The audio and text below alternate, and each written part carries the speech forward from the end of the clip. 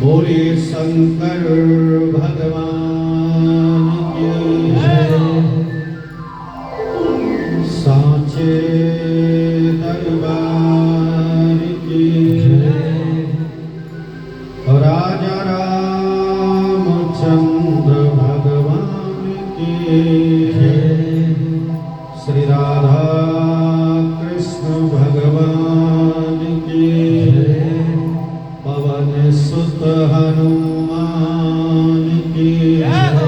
श्री जगन्नाथ भगवान की जय। श्री शिव महापुराण की जय।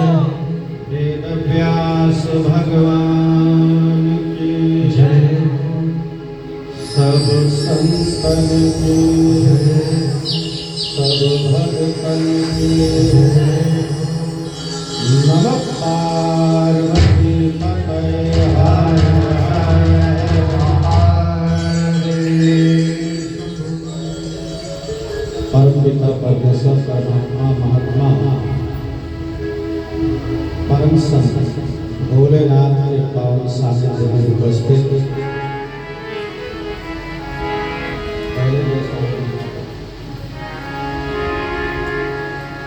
इस परम पावन दरबार में उपस्थित परम श्रद्धेय संत दामोदर दास जी महाराज, हमारे सभी साथी कलाकार, ब्राह्मण वृंद और कथा के रसिक श्रीमान सुमित जी, श्रद्धामयी माताओं एवं बहनें, आइए नित्य की तरह हम सब भगवत कृपा को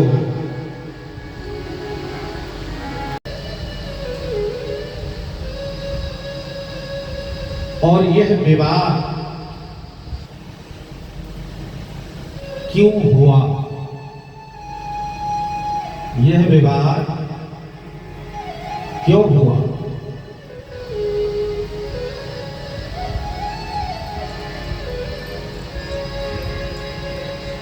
तो अगर विचार कर देखा जाए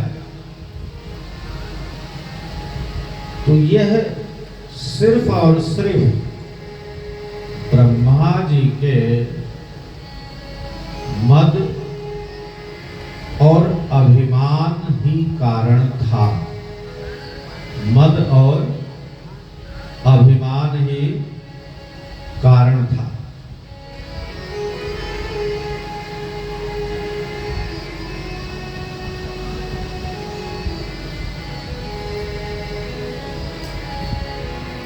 जो स्तंभ प्रकट हुआ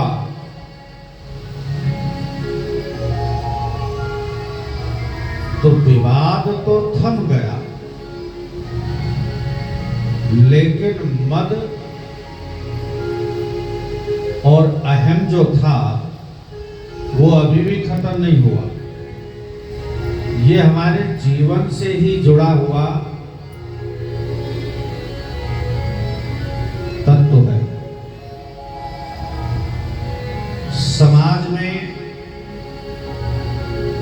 परिवार में, व्यवहार में विवाद क्यों होता है?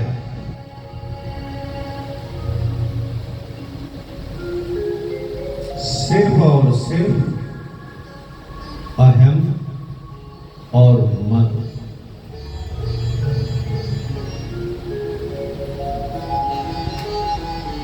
अग्नि का स्तंभ प्रकट हुआ, विवाद खत्म नहीं हुआ। विवाद खत्म हो गया, अपितु अभी अहंकार खत्म नहीं हुआ। इसलिए ब्रह्मा जी का अहंकार था, इसलिए वो ऊपर गए।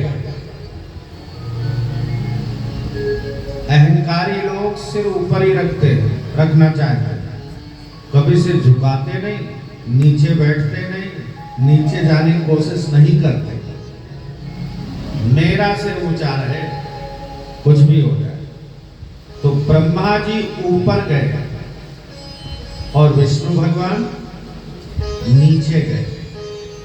शिव पुराण की कथा बड़ी विचित्र कथा है सज्जनों।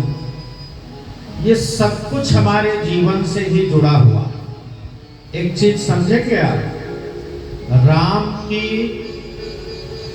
पूजा होती है तो उनके साथ ज्यादा से ज्यादा सीता माता, कृष्ण की पूजा होती है तो उनके साथ ज्यादा से ज्यादा राधा या रुक्मणी,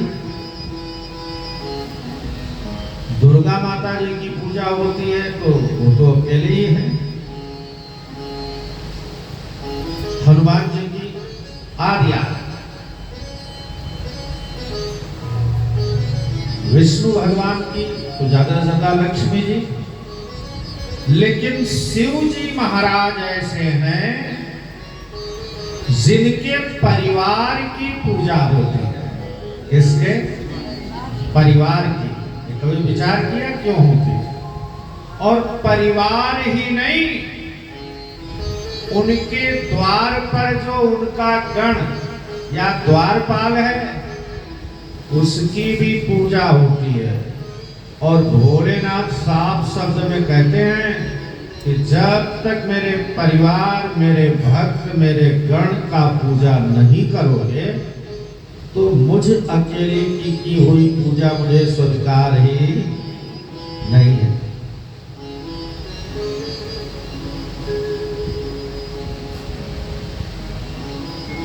प्रसंग आएगा शिव के परिवार की महिमा की। अगर हम शिव परिवार की पूजा करते हैं तो उनका परिवार क्यों पूजा जाता है और किसी का परिवार नहीं पूजा जाता? ये बड़ी विचित्र बात है। प्रसंगगत आप लोग सुनेंगे, पर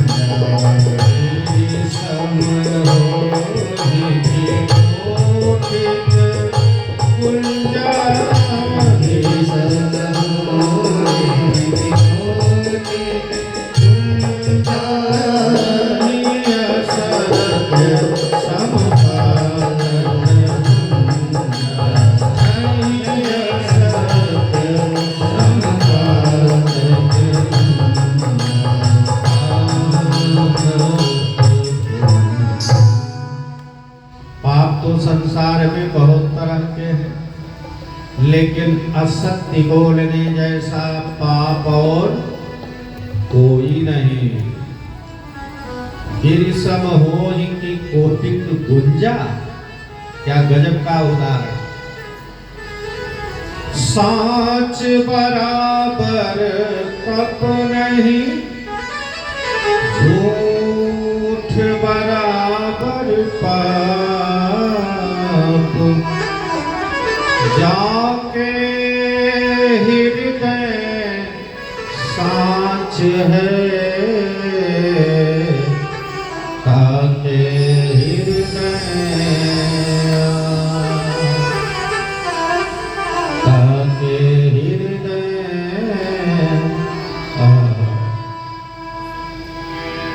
सत्य, जिसके हृदय में सत्य विराजमान है, परमात्मा उसके हृदय में सदैव विराजमान रहते हैं। तो झूठ बोलने, अच्छा एक बात बताऊं, आप लोग और हम सब पैदा हुए तो कोई कथा सुने हो या न सुने हो, कोई कथा जानते हो या न जानते हो, लेकिन एक कथा ऐसी है जो सब जानते हैं और लगभग सबने सुनी होगी। कौन सी कथा? सत्यनारायण भगवान की कथा। कौन सी? सत्यनारायण भगवान की कथा। कभी आपने सोचा कि सत्यनारायण भगवान की कथा क्या है? सिर्फ ये बताया गया 5वें अध्याय में सबसे पहले किसने सुना, बाद में किसने सुना, बीच में किसने सुना, उनका क्या फल हुआ। तो कथा कौन सी है? आज तक विचार किया सत्यनारायण कथा है क्या? सब जानते हैं। अब सोच कर आना, कल बताना मुझे कि सत्यनारायण की कथा क्या है, कौन सी कथा। बचपन से अभी तक बहुत बार सुनी होगी, पढ़ी होगी, देखी होगी। यहाँ तक कि सत्यनारायण की कथा में तो लिखा है कि जब सुनना हो तो आस पड़ोस वालों को भी बुला लेना चाहिए। तो हम अपने घर में भले ही ना सुने, लेकिन पड़ोस वाले तो जरूर बुला देते हैं, है नहीं? अब तो सत्यनारायण कथा भी प्रायः बहुत कम हो गई है।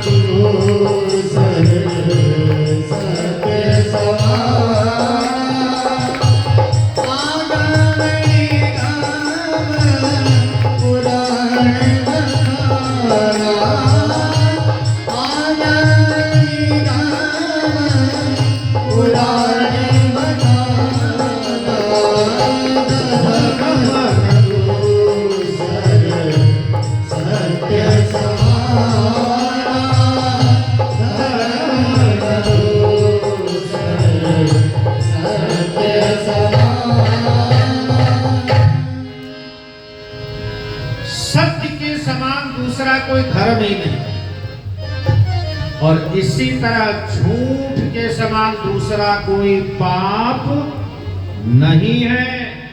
लेकिन विचार करो, पति पत्नी से झूठ बोले बगैर नहीं रह सकता 24 घंटा। पत्नी पति से झूठ बोले बगैर नहीं रह सकती। बेटा बाप से झूठ बोलता है, भाई भाई से झूठ बोलते, बाहर की तो जाने दो। तो केतकी ने कहा, महाराज आप बहुत बड़ी बात कह रहे, आपके लिए तो एक छोटी बात है, पर ये झूठ बोल दो ये मुझे समझ में नहीं आ रहा।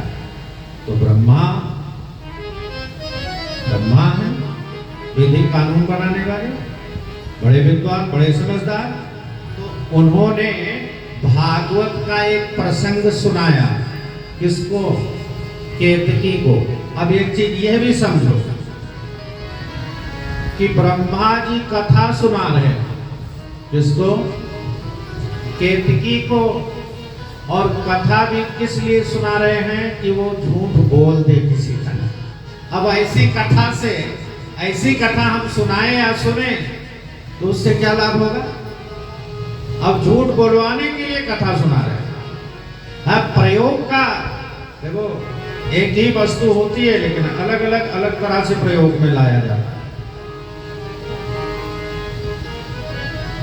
भागवत में जिस समय, याद करो, वामन भगवान छोटा सा रूप बनाकर बलि को छलने गए।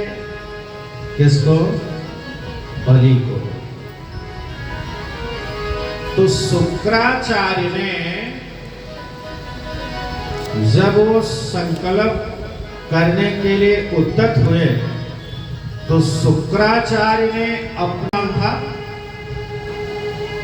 कौन सा अभिमान था? भगवान का नाम जप रहा हूं, इनको कैसे प्रणाम करूं? अच्छा, कई लोग आते हैं, कई लोग शिक्षा भी देते हैं, पहले भगवान को प्रणाम करो, फिर ब्राह्मण या व्यास को प्रणाम करो। लेकिन इसमें विज्ञान यह है कि भगवान इसे कहते हैं, किसने बताया है जी? किसने बताया? गुरु ब्राह्मण। तब तो हम जानते हैं कि ये राम है, ये कृष्ण है। तो मुझे क्या पता कि कौन राम कौन कृष्ण है? तो पहला प्रणाम अगर ब्राह्मण को कर लिया तो पुण्य होगा कृपा, भगवान नाराज हो जाएंगे। रामचरितमानस में तो कहा, मन वचन कर्म कपट तजी, जो कर भूसुर से। राम जी ने कहा है, किसने? सुमित जी, राम जी। मन वचन और कपट तज, जो कर भूसुर से। भूसुर, भूसुर किसको कहते हैं? ब्राह्मण को। जो कर भूसुर से, राम जी कहते हैं, मुझ समेत शिव ब्रह्मा बस ताके सब देव। किसने कहा? राम जी ने, कि जो मन वचन कर्म से छल छोड़कर ब्राह्मण की सेवा करता है, तो मैं तो हूं ही, ब्रह्मा विष्णु महेश और सभी देवता उसके बस में हो जाते हैं। किसके बस में हो जाते हैं जी? किसके? क्या समझा माता? किसके बस में हो जाते हैं? जो ब्राह्मण की सेवा करता है, ब्राह्मण के बस में नहीं होते। जो मन वचन कर्म से कपट छोड़कर ब्राह्मण की सेवा करता है, उसके बस में हो जाते हैं। कौन बस में हो जाता है? मुझ समेत। राम जी कहते मैं तो पहला नंबर, लेकिन बस ताके सब देव, बस ताके सब देव, सब उसके बस में हो जाते हैं। इसके? जो ब्राह्मण की कपट छोड़कर सेवा।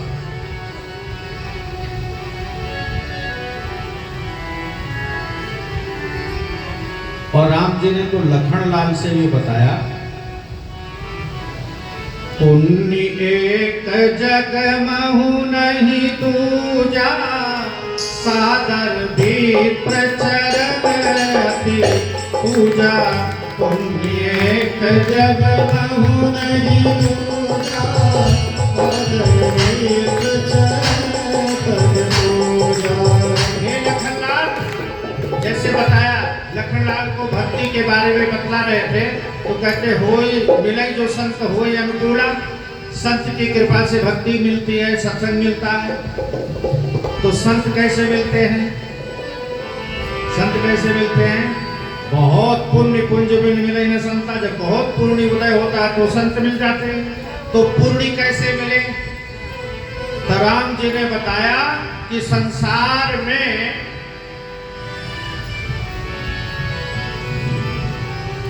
पुण्य एक जगमोह नहीं दूजा। संसार में पुण्य एक ही है। क्या? सादर, आदर के साथ ब्राह्मण के चरण की पूजा की जाए, इससे बड़ा पुण्य और कोई नहीं है। तो बहुत सारी बातें। सत्यनारायण व्रत कथा केवल सत्य और झूठ की परिभाषा समझाती। हमें सत्य का व्रत करना है, हमें सत्य का व्रत करना है। व्रत के बारे में बतलाया गया, और व्रत का फल जब ही है जब हम व्रत को व्रत जैसा ही करें। तो सत्य का आचरण करना ही सबसे बड़ा व्रत है। जिसने सत्य का आचरण कर लिया, उससे बड़ा व्रत और कोई नहीं। तो रोज नहीं कर सकते, एक दिन ही कर लो, ऐसा नियम बनाया है। पूर्णमासी को कर लो, है ना, संक्रांति को कर लो। और उसमें समझाया कि जिसने सत्य का आचरण किया वो गरीब था, क्या बन गया? धनवान। और जो झूठ का आचरण किया वो धनवान था, और क्या बन गया? गरीब। यह सत्यनारायण की कथा समझा। लेकिन हम लोग तो सिर्फ कहानी पर आधारित रहते हैं, हम उस किसी भी कथा का भाव नहीं समझते। बस कहानी पढ़ लो, कहानी सुन लो, उस कहानी की रक्षा स्वयं करता है। इसलिए वो तो देख ही रहा है भैया, हम आदमियों से झूठ बोल सकते हैं, हम आपसे कोई बात छुपा सकते हैं, छल कर सकते हैं, लेकिन सबके अंदर में बैठा हुआ परमात्मा, उससे हम कहाँ है? उजली करनी कर ले बंदे, कर्म न करियो काला। क्यों? बोले लाख आंख से देख रहा है तुझे देखने। कितनी आंख से? हाँ, भगवान से वो अनीति सहन नहीं हुआ, प्रकट हो गए। आज ब्रह्मा जी ने केतकी को समझाकर विष्णु के सामने झूठ को बुलवा दिया और स्वयं सर्वश्रेष्ठ बन गए। यानी विष्णु छोटे हो गए, ब्रह्मा बड़े हो गए। अपनी समझ में, किसके? अपनी समझ में। ये ध्यान रहे, हम छल से, हम कपट से, हम झूठ से, आडंबर से थोड़ी देर के लिए ही अपने आप को बड़ा समझ लें, लेकिन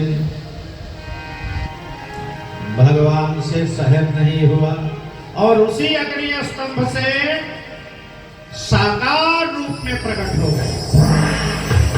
और जैसे ही शंकर जी महाराज प्रकट हुए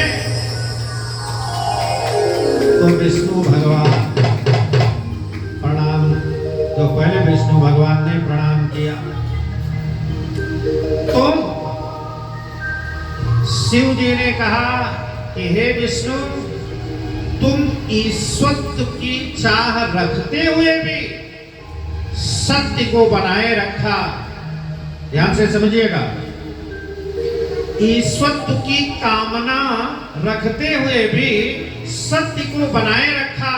इसलिए जाओ, आशीर्वाद है, आज से तुम्हारी जगह जगह प्रतिष्ठा होगी, जगह जगह तुम्हारी मंदिर बनेगी, जगह जगह तुम पूजे जाओगे।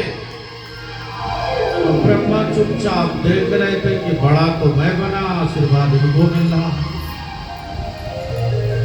और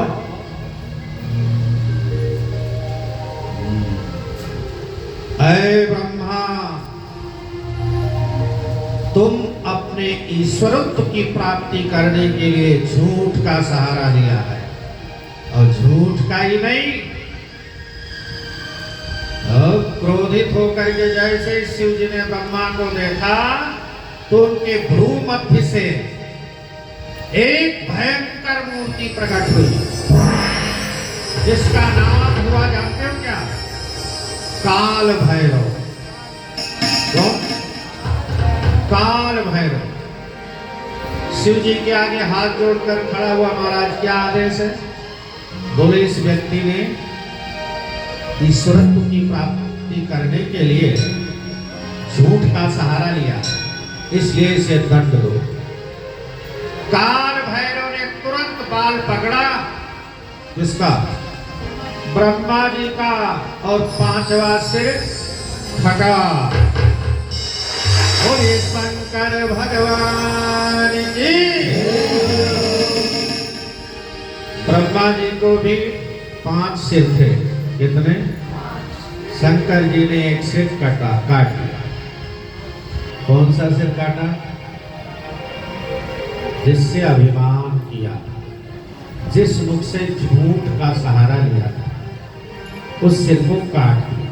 और जैसे ही एक सिर कटा तो ब्रह्मा को कांपने लगी, लेकिन विष्णु भगवान शिव जी की चरण पकड़ लिए। बोले नाथ, आप तो सर्वद्रष्टा हैं, आप तो करुणा अवतार हैं। पहले आपने ही ब्रह्मा को 5 सिर दिए थे, अब क्षमा करें। जिस सिर से इसने अभिमान किया या झूठ बोला वो तो समाप्त हो चुका है, लेकिन अब जो बचे हैं उन्हें छोड़ दो। किसने प्रार्थना किया? भगवान शंकर ने तुरंत काल भैरव को इशारा कर दिया, 4 बज गए। एक ही सिर कटा, 4 बज गए। किसने बचाया? और ब्रह्मा जी छोटा किसको बनाना चाहते थे? तो आप जानते हो बड़ा कौन होता है जी? बड़ा कौन होता है? हमारे यहाँ एक कथा और भी है। ये ऋषियों में विवाद हो गया कि त्रिदेवों में कौन बड़ा है। त्रिदेवों में कौन बड़ा है? शंकर जी के भृगु को सौंपा गया कि पता लगाओ। कथा तो आपने सुनी होगी भागवत। शंकर के पास गए, कुछ त्रुटिपूर्ण वचन बोले। शंकर जी ने तुरंत त्रिशूल उठाया और कहा, भाग जाओ, मैं भूल जाऊंगा कि तुम ब्राह्मण हो। तो भृगु जी चल पड़े, फिर बोले, बस भोलेनाथ, मैं जो जानना चाहता था वो पता नहीं। ब्रह्मा जी के पास गए, उन्हें भी कुछ उकसाया। ध्यान दीजिए, उन्हें भी कुछ उकसाया और ब्रह्मा जी भी अपना अस्त्र उठा लिए। अरे भृगु, भाग जाओ, मैं भूल जाऊंगा कि तुम मेरे बेटे हो। भृगु जी ने कहा, बस पिताजी, मैं जिसके आया था वो जानकारी हो गई, चलो जा रहा हूं। चले आए। अच्छा, विष्णु लोक को गए तो विष्णु भगवान प्रायः लेटे ही रहते हैं। क्या? लेटे ही रहते हैं। तो लक्ष्मी जी की गोद में सिर रखकर लेटे हुए, हाँ बैठे हुए थे। लक्ष्मी और विष्णु बात कर रहे थे। देखा कि भृगु आ रहे हैं और भृगु ने भगवान को भी देख लिया। तब वो लक्ष्मी के गोद में सिर रखकर लेट गए। कौन? अब भृगु ने सोचा कि ये तो उन दोनों से भी गया गुजरा है। क्यों? बोले, उनको हमने उकसाया, तब उनको क्रोध आया, मुझे मारने दौड़े। इसने देख लिया कि वो भृगु आ रहे हैं तो इसको उठकर बाहर आना चाहिए, मेरा स्वागत करना चाहिए। लेकिन ये तो उनसे भी ज्यादा घमंडी है? मुझे देखकर लेट गया, वो भी पत्नी के गोद में से रखकर। क्रोधित हो गए और पहुंचे और भृगु जी महाराज ने खींच के एक लात विष्णु की छाती में ही मारा।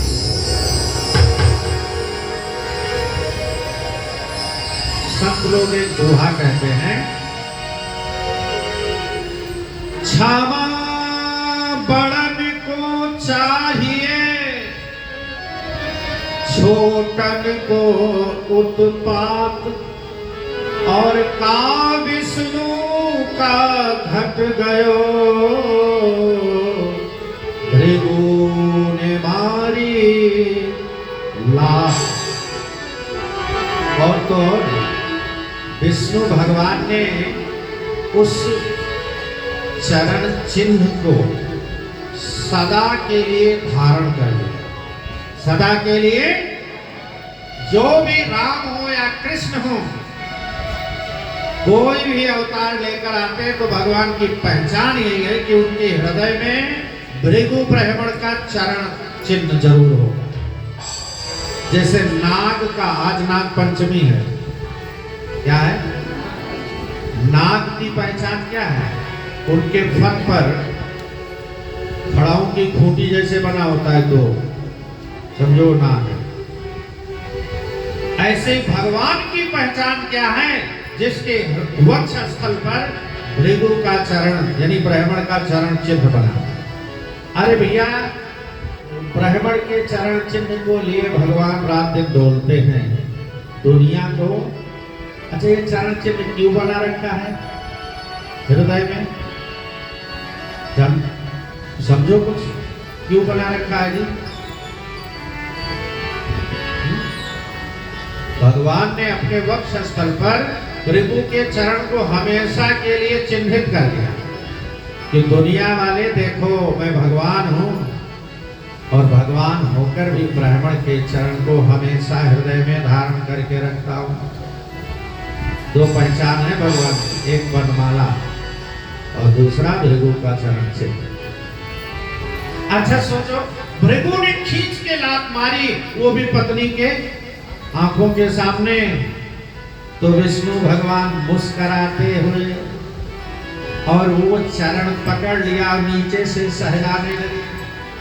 अरे विप्र देवता, इस वज्र छाती में कोमल चरण का प्रहार किया, बहुत चोट आ गई होगी। मालिश करने लगे गौर। विष्णु भगवान ने कहा, धन्य हो प्रभु, धन्य। आकर ऋषियों के बीच में घोषणा कर दिया कि पहली पूजा विष्णु की होनी चाहिए। क्यों? बोले विष्णु सबसे बड़े हैं, त्रिदेवों में विष्णु सबसे बड़े। तो बड़ा कौन हुआ? जो सह लिया, जिसने सहन कर लिया, वो बड़ा हुआ। और जो तुरंत अस्त्र शस्त्र उठा दिया, वो क्या हुआ? छोटा हो गया। तो बड़ा बनना है भैया, तो बड़प्पन लाओ अपने अंदर, कुछ सहन शक्ति लाओ, अपने आप बड़े हो जाओ। बड़ा वो जो अपने से छोटे को एहसास ना होने दे कि तुम छोटे हो। तुम हाँ अपराधी ब्रह्मा है, सिर कटा ब्रह्मा का, और ब्रह्मा ने अपराध भी विष्णु का ही किया था, लेकिन विष्णु ही 4 सिर बचाए। किसके? ने थोड़ी ही देर में एक कटा था, 4 और कट जाते। तो शंकर जी ने कहा, सुनो, विष्णु के प्रार्थनार्थ तुम्हें छोड़ रहा हूं, लेकिन मैं श्राप देता हूं।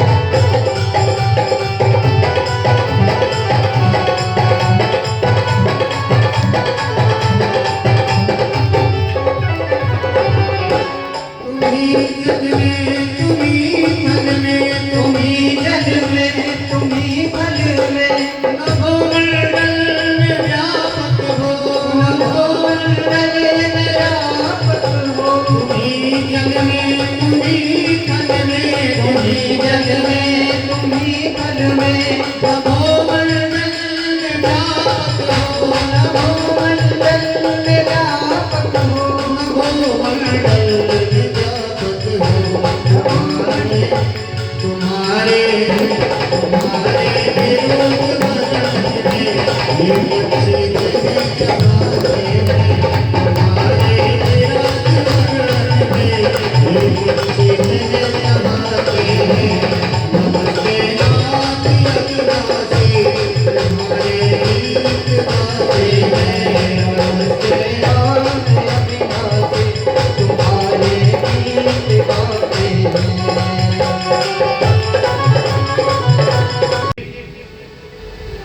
जब तुमने इतनी बड़ी स्तुति की है, नतमस्तक हो गए, तुम्हारा अहंकार खत्म हो गया,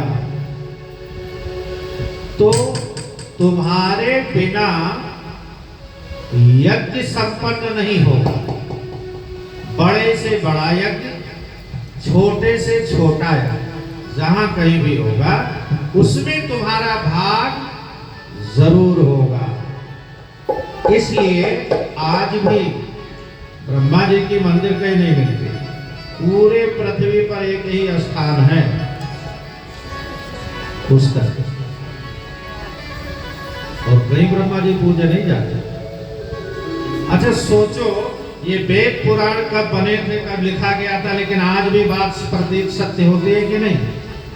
और किसी भी यज्ञ में ब्रह्मा जी का स्थान जरूर होता है। तो ये शिव की ही कृपा से उनको इतना भाग मिलने लगा, नहीं वो भी। तो देखो,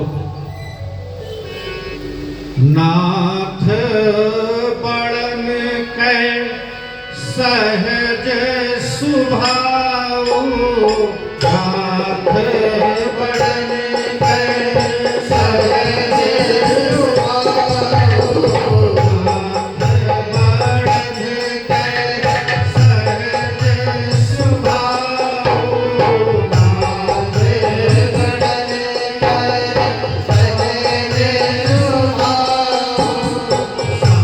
सांसति करि पुनि करहि पसाऊ, सांसति करि पुनि करहि पसाऊ, समरथ कहूँ नहीं दोष पछाई, समरथ कहूँ नहीं दोष पछाई, रवि पावक सुर सरी की नाई, रवि पावक सुर सरी की नाई, रवि पावक सुर सरी की नाई, रवि पावक सुर सरी की नाई।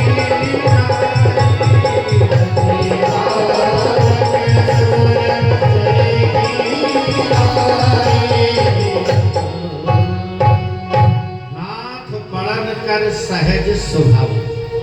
थोड़ा सा हम लोग रास्ता भूले तो बड़ों का ये स्वभाव होता है कि पहले डांट भी देंगे तुम्हें सही रास्ते पर लाने के लिए, और जैसे तुम सही हो गए तो पसाऊ में फिर वो प्यार भी करेंगे, जिससे तुम्ही से, जिससे घर में बड़े बुजुर्ग होते हैं ना, उनकी समझ में अगर हम गलत हैं तो वो डांट भी देंगे, और अगर आपने उनका कहना मान लिया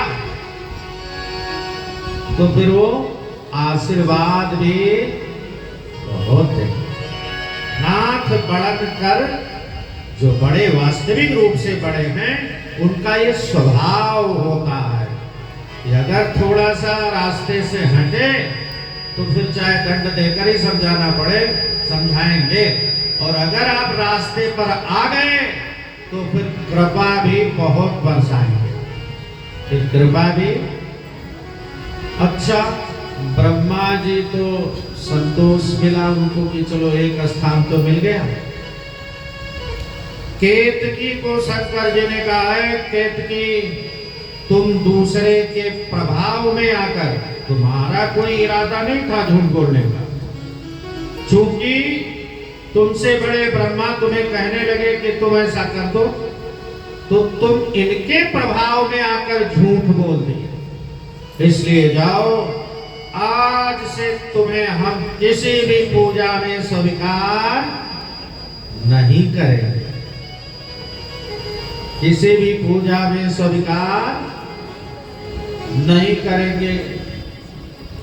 तो केतकी एक पुष्प ऐसा है जो सुगंधित भी है, सुंदर भी है, लेकिन शिव की पूजा में कहीं भी उपयोग में नहीं आता है। क्यों नहीं आता? क्यों उपयोग में नहीं आता है जी? केतकी इसलिए नहीं आता कि वो ब्रह्मा के प्रभाव में आकर, यद्यपि उसका इरादा नहीं था कोई झूठ बोलने का, उसने तो ब्रह्मा को ठीक समझाया ही था, लेकिन ब्रह्मा के प्रभाव में आकर झूठ बोलते। तो इससे हमें क्या सीख मिलती है जी? कोई बड़ा आदमी आपसे कहने लगे कि ऐसे नहीं ऐसे बोलो, ये कथा हमें क्या सिखाती है? किसी के प्रभाव में नहीं आना चाहिए। केतकी ने भी बड़ी सुंदर प्रार्थना किया भगवान भोलेनाथ की, जब दर पे तुम्हारे ही अधमों का ठिकाना है, जब दर पे तुम्हारे ही अधमों का ठिकाना है,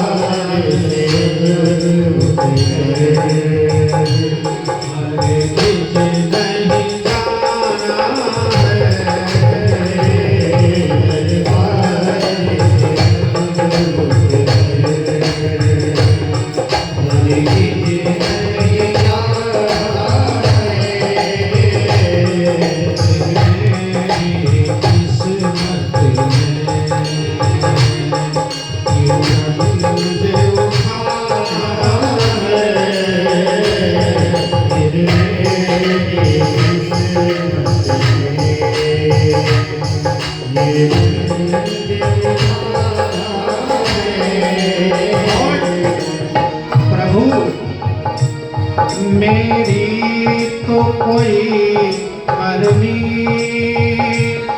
निभने को नहीं भगवन, मेरी तो कोई करनी निभती है नहीं भगवन,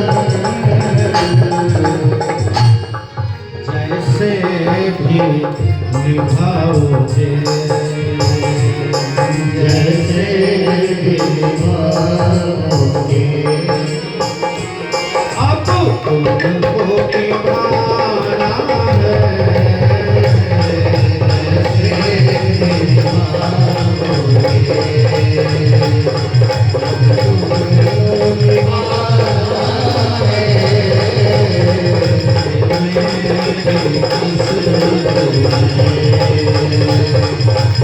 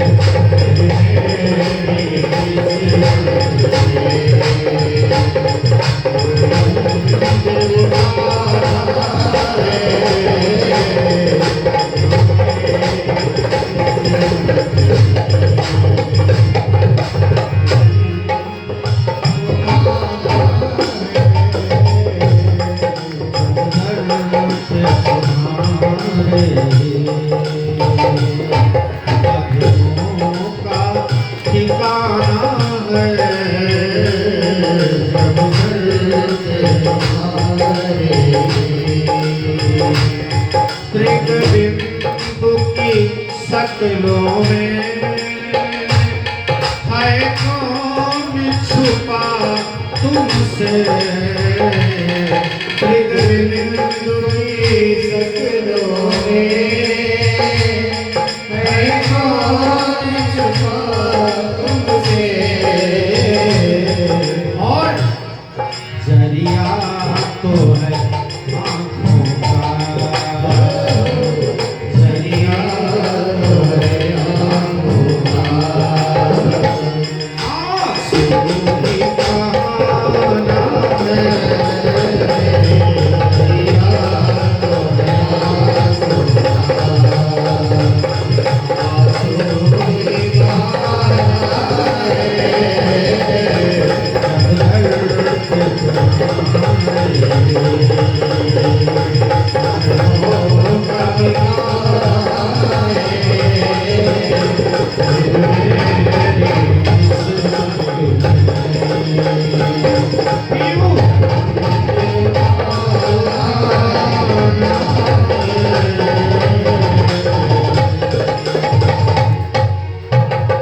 बोले शंकर भगवान की। एक ओंकार पैदा हुआ, समझाया, और इसी ओंकार से ये ब्रह्म बीज शब्द है। इसी ओंकार से फिर भौतिकता में ओम नमः शिवाय पैदा हुआ, साकार। अच्छा, ओंकार निराकार है, ओंकार ये भी समझे निराकार है, और ओम नमः शिवाय साकार है। जैसे शिव जी के दो रूप, एक निराकार और एक साकार। तो ओंकार निराकार है मंत्र, और ओम नमः शिवाय साकार मंत्र है। दोनों को जपने का फल यद्यपि एक ही है। कहते हैं कि 9 करोड़ ओम का जप जो कर ले तो प्रकृति उसके बस में हो जाती है। कौन कौन? आपने सुना होगा कि रावण इतना प्रतापी था कि वो कहे तो हवा चलती थी, और कहते मत चलो तो हवा रुक जाती। वो कहे तो समुद्र की लहर उठती थी, वो कहते नहीं बिल्कुल शांत रहो। तो समुद्र की औकात नहीं कि वो आवाज करता। वो कहे कि नदी तुम बहो तो बहती थी, नहीं तो सूर्य को कहते उदय हो जाओ तो उदय हो जाए, नहीं तो। इतना प्रतापी था रावण। कैसे कैसे? सिर्फ तपस्या के बल से, सिर्फ और सिर्फ 9 करोड़ ओंकार का मंत्र जब लिया जाए तो प्रकृति आपके बस में हो जाएगी। फिर आप जो चाहो उसी को कहते हैं आदमी। अरे बड़े सिद्ध महात्मा, क्या कहते हैं? सिद्ध महात्मा है। वो कहेंगे कि हवा रुक जा तो हवा रुक जाएगी। उल्टा नाम जपत जग जाना, वाल्मीकि भय ब्रह्म समाना। उल्टा नाम जपत जग जाना, वाल्मीकि भय ब्रह्म समाना। वाल्मीकि कौन? ये तो आप सब जानते हो। कौन? वाल्मीकि क्या थे? डाकू। उल्टा नाम प्रभु का। एक चीज और सुनिएगा, उसमें आता है ना नमामीस में, निराकार मोंकार, निराकार निर्गतः आकारः। तो ओम और राम एक ही है। सब भगवान राम का नाम और ओम। ओम जपो तो वही फल, और राम जपो तो वही फल। बड़ी बड़ी विचित्र बातें हैं। निराकार मोंकार, तो भगवान का निराकार मंत्र है ओंकार, और साकार मंत्र हुआ तो ओम नमः शिवाय। ओम नमः शिवाय को 5 करोड़ बार जप लिया जाए वो आदमी बिल्कुल शुद्ध हो जाता है, तन मन। 3 शरीर है हमारे अंदर, कितनी जानते हो, कभी सोचा आपने? सूक्ष्म शरीर, स्थूल शरीर, कारण शरीर, और 3 शरीर हैं अपने स्वरूप का। इन तीनों शरीरों का बोध हो जाता है, इन तीनों का बोध हो जाता है। कितना जप लिया जाए ओम नमः शिवाय। और इनकी परिभाषा यह है, एक चीज और समझ लीजिएगा, ब्राह्मण को छोड़कर बाकी शूद्र या स्त्रियों को ओम नमः शिवाय जपने का अधिकार है, जपना चाहिए। पर ओम जो नमः लगता है वो बाद में लगना। शिवाय नमः, क्या? शिवाय नमः। ओम नमः शिवाय नहीं, शिवाय नमः, शिवाय नमः, शिवाय नमः। स्त्रियों को क्या जपना चाहिए? ओम नहीं, शिवाय नमः। शूद्रों को क्या जपना चाहिए? शिवाय नमः। पुरुष वर्ग में और खास तौर पे ब्राह्मण को कहा गया कि ओम नमः शिवाय जपे, बाकी सारे लोग शिवाय नमः। अच्छा हाजी, ओम नहीं लगेगा, शिवाय नमः। इसलिए कि ओंकार जो है वो निराकार स्वरूप पुराण पुरुषोत्तम का ही, अभी बताया ना कि निराकार स्वरूप भगवान का, तो उसको जपने के लिए उतनी पवित्रता होनी चाहिए। जो सदाचार का पालन करता हो, क्या देखो अभी और आगे आएगा, शिवलिंग की पूजा स्त्रियों को करने का आदेश है, शिव पुराण में लिखा है। लेकिन फिर भी लोग कहते हैं, कई लोग कहते हैं छूना नहीं चाहिए। क्यों? क्योंकि सिर्फ पवित्रता और अपवित्रता का, मूर्ति छूना नहीं चाहिए किसी को भी, चाहे स्त्री हो चाहे पुरुष। ये जो मूर्तियां हैं कदाचित कभी नहीं छूना चाहिए, लेकिन कई लोग हैं घमंड में जब तक छू ना लें तब तक उनकी पूजा ही पूर्ण नहीं हो। और सच में नुकसान अपना ही है, उनका कुछ नुकसान नहीं, उनका कुछ नहीं बिगड़े, नुकसान अपना है, ये ध्यान से समझ लीजिएगा। क्यों? जो ज्यादा टिकाऊ हो, पुरातन हो, दीर्घ समय तक रहे, उसे पुरुष वस्तु कहते हैं। और जो जल्दी सूख जाए, जल्दी समाप्त हो जाए, जल्दी विनिष्ट हो जाए, उसे प्राकृतिक वस्तु कहते हैं। प्रकृति का नियम है उत्पन्न होना, कुछ दिन दिखना और फिर, और पुराण पुरुष जो है वो सदा रहता है कि नहीं? तो शिव जी की पूजा की, अब हम लोग रुद्राष्टक अध्याय पढ़ते हैं और अभिषेक भी करवाते हैं। तो उसमें जो षोडशोपचार पूजन होता है शिव जी का, उसमें लिखा है कि आभूषण भी चढ़ाना चाहिए। क्या? आभूषण का भी मंत्र दिया है। अब किससे कह दो कि भैया आभूषण चढ़ाओ, है कोई मानेगा? शिव पुराण की या भागवत की कथा होती है, इसमें स्वर्ण का आभूषण, इसी शिव पुराण में उसमें लिखा था शिव पुराण सुनने की विधि।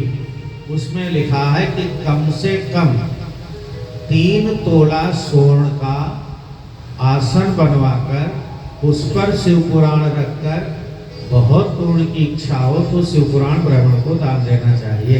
यानी शिव पुराण कथा यदि हो रहा हो तो सोने का आभूषण जरूर चढ़ाना चाहिए। लेकिन अभी किसी को बता दो तो कहेंगे पंडित बड़ा लोभी है, अपने लिए कहेंगे।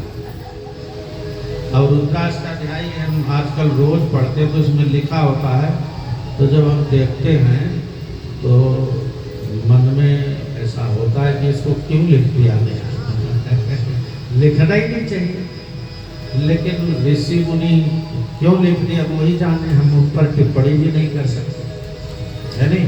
तो सर्वप्रथम स्वर्ण का शिवलिंग बनाया किसने? ब्रह्मा और विष्णु ने। देखो, स्वर्ण का शिवलिंग हो सकता है, लोहे का भी शिवलिंग हो सकता है, चांदी का भी शिवलिंग हो सकता है, पीतल का भी शिवलिंग हो सकता है, और तो और मिट्टी का शिवलिंग। और कलयुग में पार्थिव शिवलिंग की पूजा विशेष फलदायी बताई गई है। क्या विशेष फलदायी? शिव की पूजा पार्थिव, जो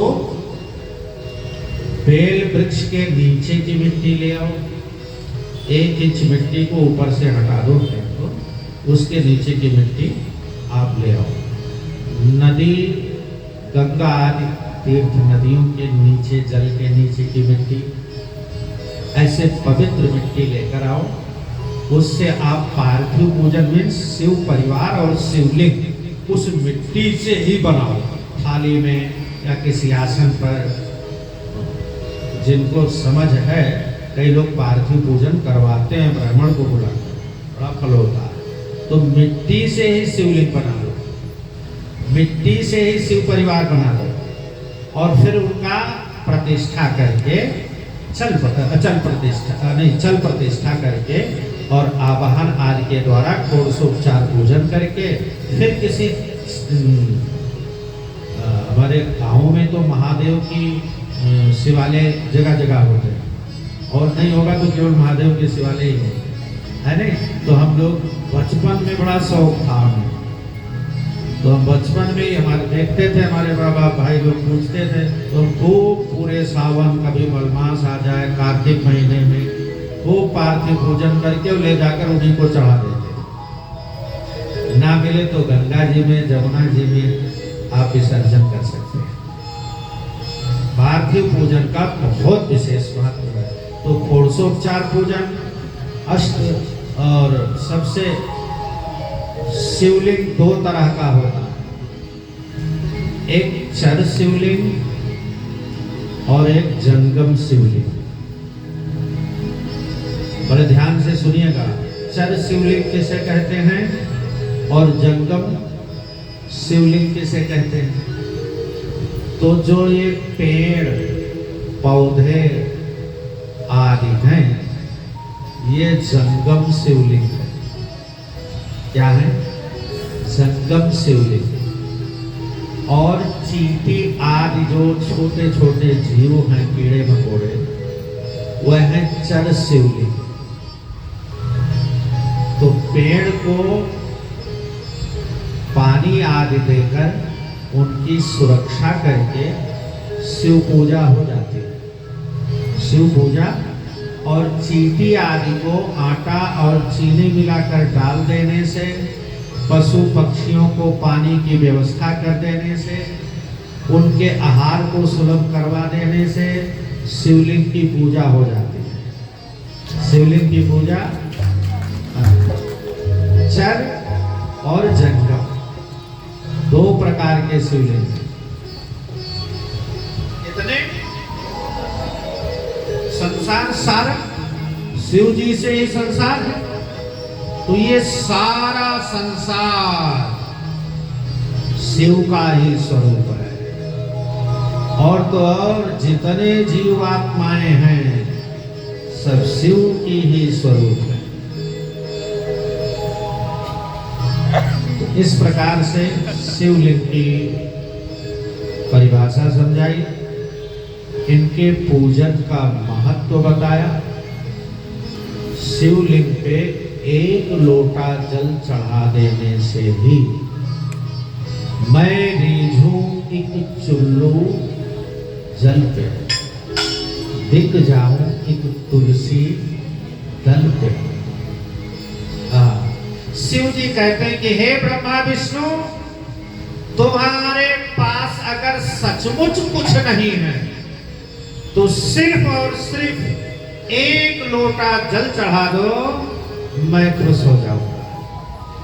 अच्छा, कदाचित कहीं लोटा जल भी ना मिले, ध्यान रहे, तो प्रेम के 2 बूंद आंसू मेरे शिवलिंग पर टपका दो, मैं समझूंगा कि स्वर्ण के आभूषणों से मेरी पूजा हो। लेकिन कब? जब सचमुच आपके पास कुछ ना हो तब। भाव से 2 बूंद आंसू प्रेम से चढ़ा दो, मैं समझूंगा कि गंगा की धार मेरे ऊपर चढ़ गई। पर बगैर शिव पूजा के हम समस्त जीवों को, खास तौर पर मनुष्यों को, कुछ भी खाने पीने का अधिकार नहीं है। सदाचार ये कहता है। सदाचार के लिए भी पूछा था, तो मैंने कल परसों में शायद कुछ बताया था।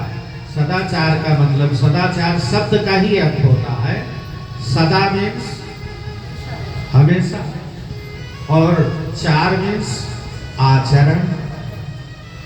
चार मीन्स आचरण, आचरण मीन्स स्वभाव। हमारा स्वभाव सदा के लिए ऐसा बन जाए, कैसा?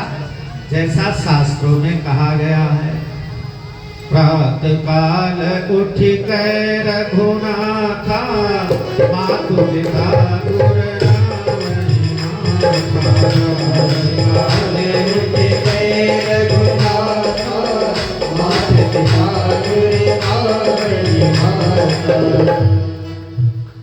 प्रातः काल, उषः काल बोलते हैं उसको, यानी रात्रि के 4 पहर होते हैं। 3 पहर बीतने के बाद जब चौथा लग जाता है, तो खास तौर पर सभी ब्राह्मणों को उठ जाना चाहिए। जो सदाचार और शिष्टाचार का पालन करता है वही द्विज कहलाता है। क्या? द्विज, यानी वही शुद्ध ब्राह्मण। द्विज तो भैया ब्राह्मण पालन करेगा तो उससे पर अन्य वर्ण के लोग भी पालन करेंगे, वे सबके लिए है।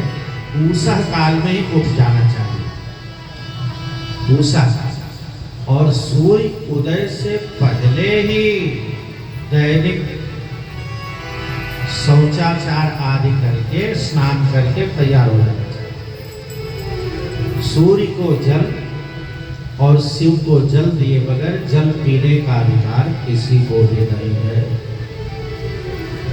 यह हकीकत, इसे कहते हैं सदाचार। लेकिन ऐसा कभी कभार ना हो जब ऐसा आपका स्वभाव बन जाए। क्या? स्वभाव बन जाए। एक आदमी किसी संत के पास गया, कहने लगा महाराज मेरे भी उद्धार का कोई मंत्र बता दो। तो संत ने कहा तू राम राम कहा कर। कब कहूं? बोले हर समय। बस वो हर समय राम राम कहने लगा। तो अब वो दीर्घ शंका के लिए जाए तब भी राम राम कहे। तो लोगों ने जाकर संत से शिकायत की कि महाराज ऐसी अपवित्र जगह भी राम राम कहता है। तो संत ने लोगों की बात सुनकर कहा भैया तू जब दीर्घ शंका के लिए जाए तो राम राम मत कहा कर उतनी देर। तो उसने कहा महाराज क्या करूं, जीभ मानती नहीं। तो कहने लगे जीभ को बना। अब वो अगले दिन गया तो जीभ थोड़ा बाहर निकाल के हाथ से पकड़ लिया और दीर्घ शंका होने के बाद तब छोड़ा। तो फिर लोगों ने जाकर शिकायत की कि महाराज ये तो जीभ निकाल कर हाथ से पकड़ लेता हूं, तो ऐसे समय में जीभ में हाथ ही नहीं लगाना चाहिए। तो संत ने कहा भैया ऐसा क्यों करता है? तो कहने लगे महाराज क्या करूं, इस जीभ की आदत बन गई। आपने कहा था कि उस समय राम नाम मत लिया करो, अब जीभ मानती नहीं, इसलिए मैं निकाल कर पकड़ लेता हूं कि पकड़े रहूंगा तब तो नहीं बोल पाएगी ना। तो ऐसे आदत बन जाए। क्या? सदाचार पालन करना, सदा आचरण में उतर जाए। नहीं, जैसे चाय पीने की आदत बन गई, एक दिन ना मिले तो क्या होने लगता है जी? क्या होता है? क्यों?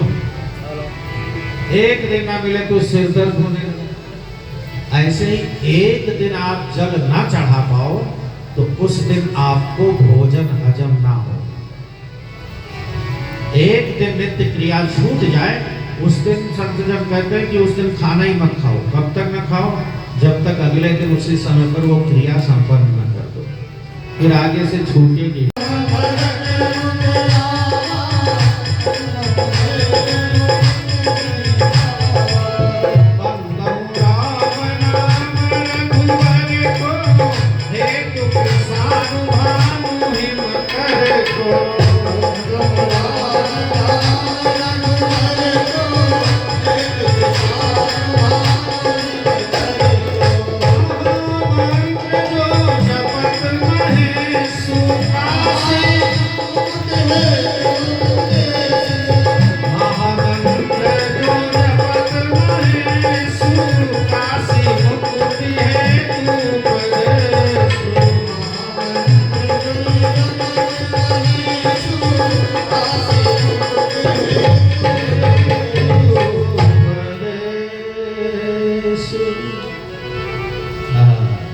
तो काशी आदि क्षेत्रों का वर्णन किया, कहाँ कहाँ रहने से मोक्ष मिल जाता है, शिव की कृपा हो जाती है। और उसके आगे बढ़े तो सदाचार, सदाचार जो हमारी तो दिनचर्या मनमानी है नहीं? हमारी दिनचर्या कैसी है? मन के अनुकूल है, शास्त्र के अनुकूल नहीं है। कल मैंने कहा था ना, सुरुचि के अनुकूल है। हमारी दिनचर्या किसके अनुकूल है? सुरुचि के। और जबकि होना चाहिए सुनीति के अनुकूल, उसे कहते हैं सदाचार। सदाचार आ जाए जीवन में तो मजाल है कि कोई रोग आपके शरीर को छू भी जाए, सिर्फ सदाचार आ जाए। आप सुनीति के अनुकूल होकर दिन और रात का एक नियम बन जाए, सदाचार आ जाए। किसी रोग की औकात नहीं कि आपके शरीर के पास आ जाए। रोग शरीर में आना तो दूर, रात शरीर के पास भी नहीं आ सकता, लिख के ले लो। इसलिए सदाचार हमारे जीवन में बहुत जरूरी है। सदाचार हमारे जीवन में प्रातः काल उठ जाना चाहिए, सूर्य उदय से पहले शौच आदि क्रियाएं हो जानी चाहिए, स्नान हो जाना चाहिए, सूर्य को और शिव को जल चढ़ जाना चाहिए, पूजा आदि हो जाना चाहिए। फिर अपने घर की व्यवस्था देखो, है नहीं? तो भगवान को बाल भोग लग जाना चाहिए। बाल भोग में आप फल चढ़ा सकते हैं, बाल भोग में मिश्री का ही भोग लगा सकते हैं, कुछ नहीं है शक्कर का भोग लगा दो, वो भी नहीं है गुड़ का भोग लगा दो, 2 बतासे चढ़ा दो, बाल भोग हो गया। दोपहर में जो भी आप खाते हैं अगर वो सदाचारमय है तो फिर दूषित अन्न होगा ही नहीं, तामसिक अन्न होगा ही नहीं। तो वो बने और उसको सब ऐसा भाव रहे कि मैं भगवान को भोग लगाने के लिए बना रही हूँ, हम खुद या परिवार को खिलाने के लिए नहीं, भगवान को भोग लगाने के लिए ऐसा भाव बन जाए, इसे कहते हैं सदाचार। तो फिर वो भोजन अमृत हो जाता है। और जब तैयार हुआ, भगवान को भोग लगा तो प्रसाद अपने आप बन गया। और प्रसाद का मतलब ही हुआ भगवान की कृपा, भगवान की कृपा। तो भगवत कृपा अगर हमें रोज प्राप्त होने लग जाए तो अपमृत्यु कभी नहीं होगा। अकाल मृत्यु आजकल जो हम आप देखते हैं होता है ना, अकाल मृत्यु, कोई पूछे क्यों होता है तो क्या बता दिया था, ये इतना ही आयु थी। लेकिन सच ये है कि हमारे जीवन से सदाचार हट गया, इसलिए अपमृत्यु होने लगा। और तो और जाने दो, कृष्ण के जमाने में अभी 5-6 हजार साल पहले किसी ब्राह्मण का बेटा मर गया। वो कृष्ण के यहाँ आकर दावा दायर कर दिया कि तुम्हारे राज्य में बाप जिंदा रहे और बेटा चला जाए, ऐसा क्यों? भगवान से सवाल पूछ लिया, ऐसा क्यों? और एक कथा आपने सुनी हो, किसी ब्राह्मण के यहाँ बालक होता था और जैसे ही हो मर जाता, तो वो भी कृष्ण के ऊपर दावा ठोक दिया, मुकदमा कर दिया। अर्जुन थे, उन्होंने कहा मैं रक्षा करूंगा। दोबारा बच्चा होने लगे, अगर मैं तेरे बच्चे की रक्षा नहीं कर पाया तो मैं सूर्यास्त से पहले ही स्वयं चिता में भस्म हो जाऊंगा। पहले ऐसे से ये सदाचार पालन का महत्व तो समझो, समझ आ जाए ना, आप भगवान से दावा ठोक सकते हो कि मैं सदाचार का पालन कर रहा हूं और मेरे साथ ऐसा क्यों हुआ। जवाब दो, और भगवान को जवाब देना पड़ेगा। या मरे हुए गुरु के पुत्र को गुरु दक्षिणा में परसों बाद लाकर दे दिया, मरे हुए अपने देव की मां के 6 भाइयों को परसों बाद लाकर देवकी से मिलवा दिया। सदाचार का पालन देवकी कर रही थी, क्यों ऐसा हुआ? जवाब दो। तुमने ही तो वेद शास्त्र में लिखा है कि ऐसा करो तो ऐसा होगा। सदाचार पालन का इतना प्रभाव है कि आप ठाकुर जी के साथ, शंकर जी के साथ दावा ठोक सकते हो कि मैं रोज तुम्हें जल चढ़ाता हूं, मैं बगैर जल चढ़ाए जल पान नहीं करता हूं, मेरे साथ ऐसा क्यों हो गया? प्रकट होकर जवाब देना पड़ेगा इसको, शंकर जी को। लेकिन पहले तुम उस लायक बन जाओ, पहले अपने जीवन को रहीमन। भस्म सर्व पाप हरम भस्म, भस्म जब चढ़ाया जाता तो ये मंत्र बोला जाता, जो भस्म चढ़ाता है कायिक वाचिक 3 प्रकार के पाप होते हैं, तीनों समाप्त हो जाते, तीनों समाप्त हो जाते। अच्छा, भगवान शिव को भस्म क्यों प्रिय है? शायद मैंने आप सबको बताया है, आप जानते होंगे। इसलिए भस्म चढ़ाना चाहिए भगवान शिव को। तो भस्म अगर चढ़ाया जाता है तो उस भस्म का त्रिपुंड लगाना चाहिए हमें। क्या? सबको कहते हैं जिसके ऊपर त्रिपुंड भस्म का, शिव जी के निर्माल्य भस्म का त्रिपुंड लगा हुआ है, उसके 3 प्रकार के पाप तुरंत खत्म हो जाते हैं। 3 बातें हैं, भस्म का त्रिपुंड, रुद्राक्ष धारण और मुख में शिव का नाम। तो उसके नजदीक पाप नहीं आ सकता, उसके नजदीक पाप। और त्रिपुंड में 9 एक लाइन में 9 देवता, कितने? 9।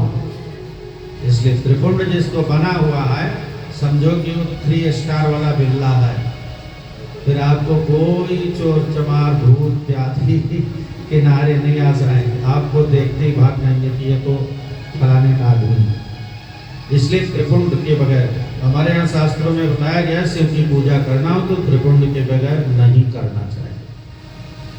त्रिपुंड लगा लो, फिर आप कर सकते हो। रुद्राक्ष की महिमा बताई। रुद्राक्ष की उत्पत्ति एक बार शिव जी ने स्वयं बताया है कि मैं दीर्घ काल तक तपचर्या में व्यस्त था और फिर बहुत दिनों तक खेल से ही हमने जब अपनी आंखें खोली तो उन आंखों से 2 बूंद जल निकला और वो जल पृथ्वी पर गिरा, तो जिससे रुद्राक्ष पैदा हो गया। क्या? रुद्राक्ष। इसलिए रुद्राक्ष शिव से ही उत्पन्न है, शिव का ही स्वरूप है। 14 प्रकार के रुद्राक्ष होते हैं। कितने? एक मुखी भगवान शिव का स्वरूप है। इसलिए एक मुखी रुद्राक्ष धारण करने से समस्त सुख ऐश्वर्य प्राप्त हो जाते हैं और अपमृत्यु नहीं होती। 2 मुखी महाराज विद्वेश्वर का स्वरूप है। 3 मुखी कोई बच्चा पढ़ने में कमजोर हो, बना दो, समस्त विद्याओं का देने वाला है 3 मुखी। चतुर्मुखी ब्रह्मा जी का स्वरूप है। 5मुखी फिर शिव जी का, शंकर भगवान का रूप है। 6 मुखी स्वामी कार्तिकेय का रूप है। 7 मुखी अग्नि स्वरूप है, तेज को देने वाला। आपके सामने कोई टिक नहीं सकता। 8 मुखी अष्ट पशुओं का स्वरूप, 9 मुखी 10 मुखी 11 मुखी 10 हमारे यहाँ वो है दिक्पाल, 10 मुखी 10 दिक्पाल, 11 मुखी भगवान स्वयं रुद्र है। 11 मुखी रुद्राक्ष धारण कर लो, खास तौर पर गौरी शंकर, पति पत्नी में अगर थोड़ा बहुत कड़वाहट रहती हो खत्म हो जाएगी, आज भी प्रत्यक्ष। 12 मुखी 12 आदित्य का प्रतीक है, ज्ञान प्रकाश प्राप्त होता है। 13 मुखी और 14 मुखी समस्त ऐश्वर्य को देने वाला है। इस प्रकार रुद्राक्ष की महिमा बतलाई, भस्म की महिमा बतलाई और बेलपत्र की तो बहुत बड़ी महिमा बताई। बेलपत्र त्रिगुणम त्रिगुणाकार, जैसे भगवान शिव के 3 नेत्र हैं। कितने? और एक चीज और बताओ, हम लोग ब्रह्मा विष्णु सदाशिव जानत अविवेका है ना, ये तीनों एका गाते ना आरती में, तो शिव की ही प्रधानता है। क्यों? देखिए, बाकी सब प्रकृति के अधीन है, हम सब किसके अधीन हैं? जोर से बोलो, प्रकृति के।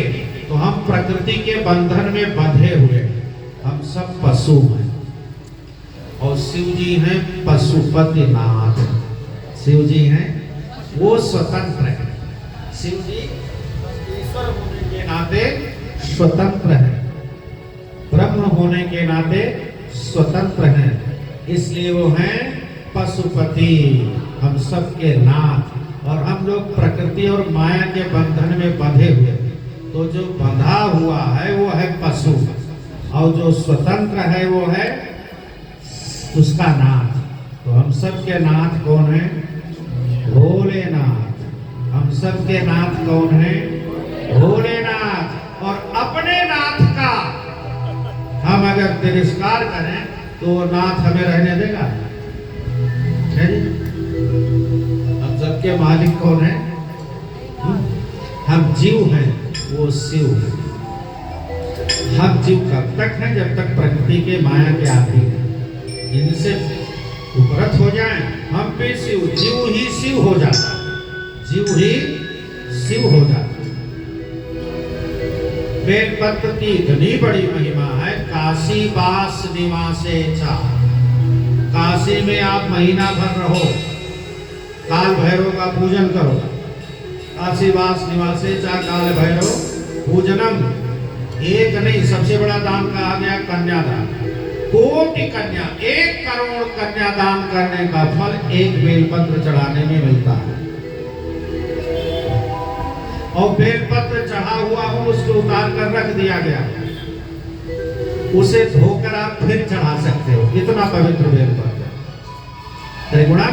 त्रिगुणाकारम, एक बेलपत्र जिसमें 3 पत्ती है साबुत होनी चाहिए, चढ़ा दो 3 जन्म के पाप तुरंत खत्म।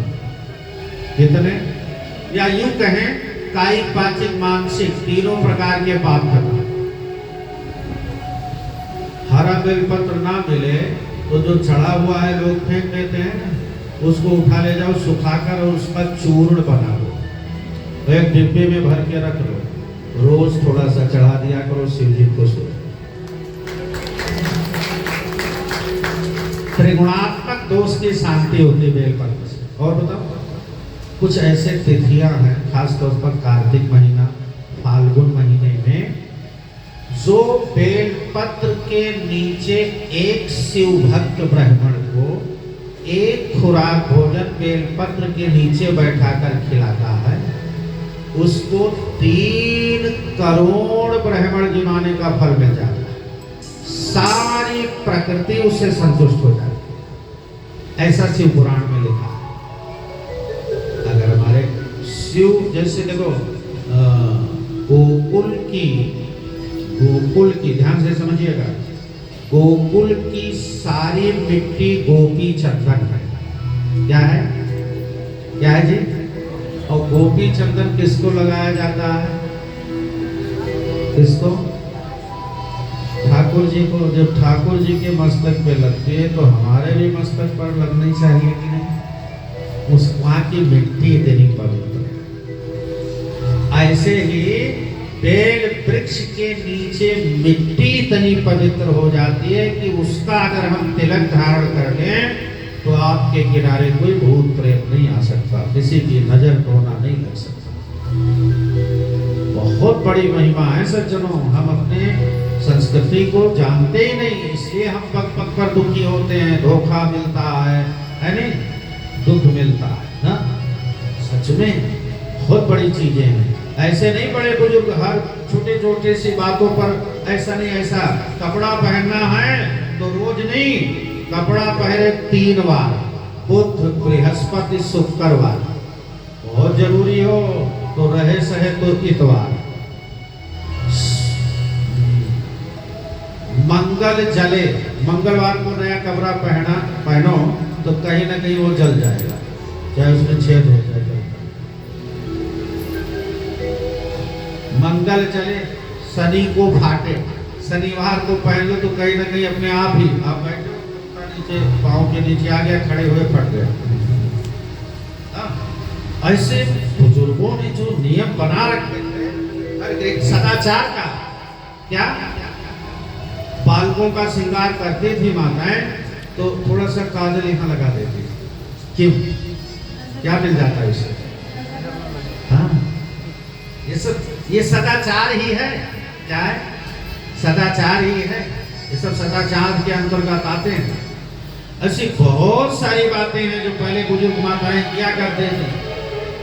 खांसी जुकाम बुखार के लिए कोई डॉक्टर के पास जाता ही नहीं था, घर में ही उपचार हो जाता।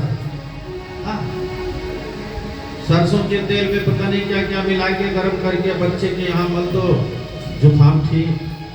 अब थोड़ा सा जुकाम हुआ, हॉस्पिटलों में लिए भागते घूमो, काम धाम छोड़कर, हजारों रुपए भी खर्च होते हैं, परेशान भी। तो पहले से आधा से ज्यादा इलाज घर में ही हो जाता है। अब ये तो बीमारी नहीं होते, तो ये सदाचार पालन का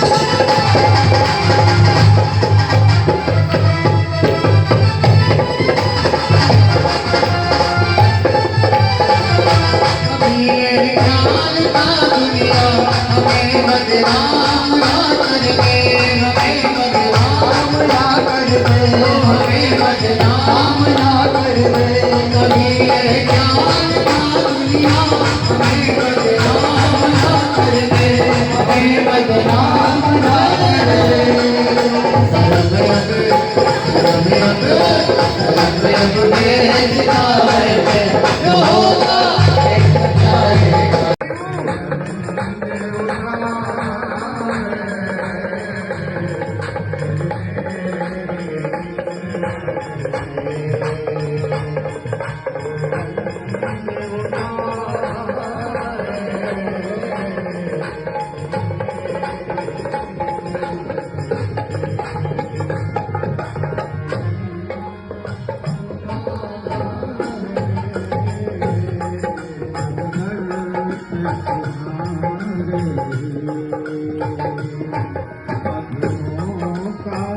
ठिकाना है